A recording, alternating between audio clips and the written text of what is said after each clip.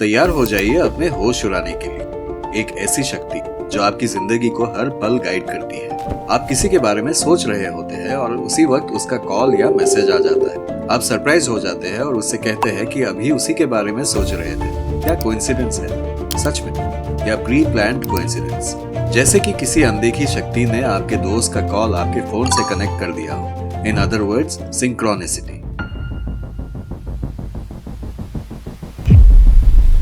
सबसे पहले चलिए जानते हैं कि ये कॉन्सेप्ट आया कहाँ से।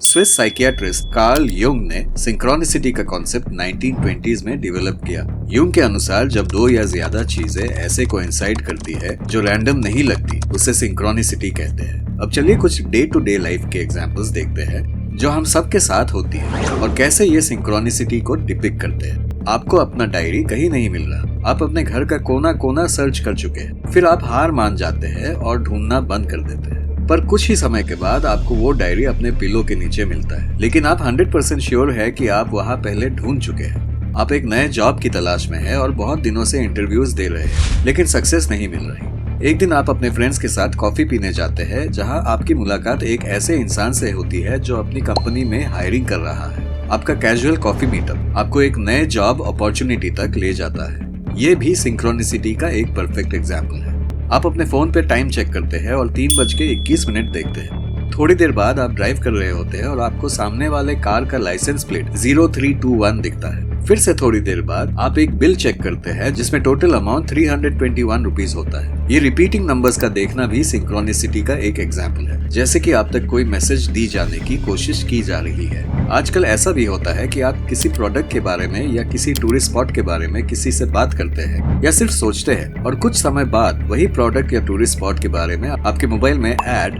पोस्ट या वीडियो आ जाता है। क्या ये भी सिंक्रोनिसिटी है? कुछ लोगों का मानना है कि ये किसी और वजह से होता है, जैसे कि फोन में सीक्रेट ट्रैकर्स या ब्रेन वेव्स को कैप्चर और इंटरप्रेट करना। अब कुछ एग्जांपल्स देखते हैं चंद लोगों के रियल लाइफ एक्सपीरियंसेस के। एक बार कार्ल युंग के पास एक पेशेंट आई थी जो एक स्पेसिफिक ड्रीम एक्सप्लेन कर रही थी, जिसमें एक गोल्डन स्कैरब, एक प्रकार का बीटल था।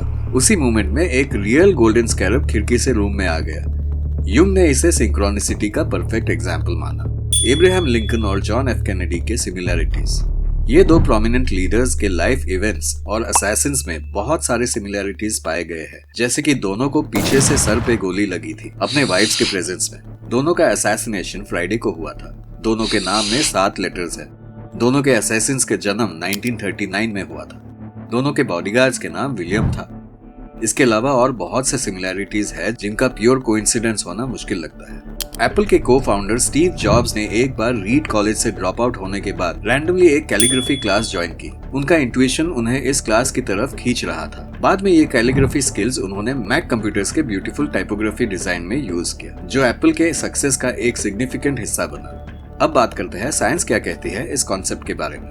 साइंटिस्ट और साइकोलॉजिस्ट मानते हैं कि ह्यूमन ब्रेन की टेंडेंसी होती है पैटर्न्स और कनेक्शंस ढूंढने की। हमारा ब्रेन नेचुरली चीजों को कनेक्ट करने की कोशिश करता है, चाहे वो रैंडमली ही क्यों ना हो। स्केप्टिक्स कहते हैं कि ये सब सिर्फ चांस और प्रोबेबिलिटी का खेल है। अब देखते हैं रिलीजियस रेफरेंसेस के पर्सपेक्टिव से। बहुत सारे रिलीजन्स में ऐसे कॉन्सेप्ट्स हैं जो सिंक्रोनिसिटी से मिलते हैं। हिंदुइज्म, कर्मा और डेस्टिनी के कॉन्सेप्ट सिंक्रोनिसिटी से रिलेटेड है। कर्मा जिसका मतलब है कि हमारे एक्शंस के फल हमें वापस जरूर मिलेंगे, अक्सर अनएक्सपेक्टेड वेज में।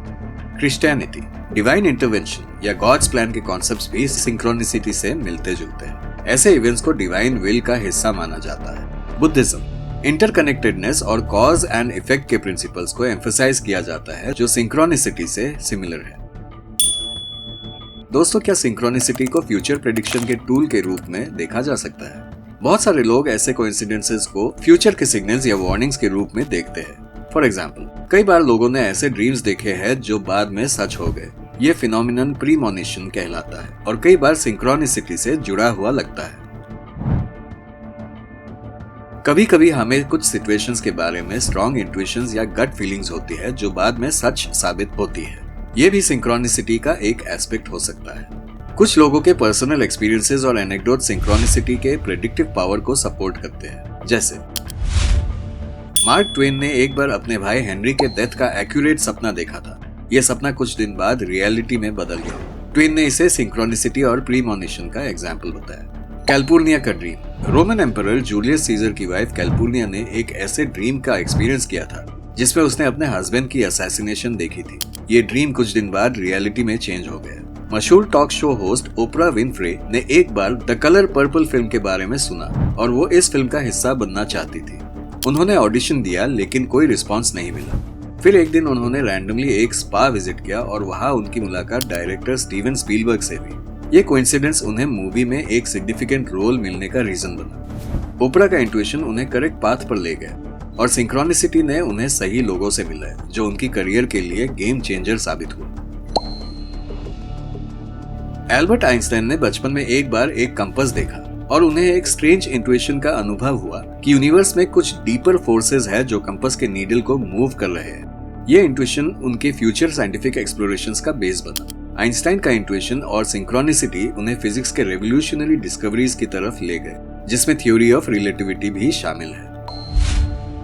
पॉलो कोएल्हो ने 1988 में द एल्केमिस्ट लिखी थी। पहले एडिशन के पुअर सेल्स के बाद उन्होंने राइटिंग लगभग छोड़ ही दिया, लेकिन एक कोइंसिडेंटल मीटिंग में उनकी बुक एक इन्फ्लुएंशियल लिटरेरी एजेंट ने पढ़ी और उन्हें कन्विंस किया कि ये बुक रीपब्लिश करनी चाहिए। ये बुक फिर से पब्लिश हुई और इंटरनेशनल बेस्ट सेलर बन गई, जिससे कोएल्हो की राइटिंग करियर रिवाइव हो गई।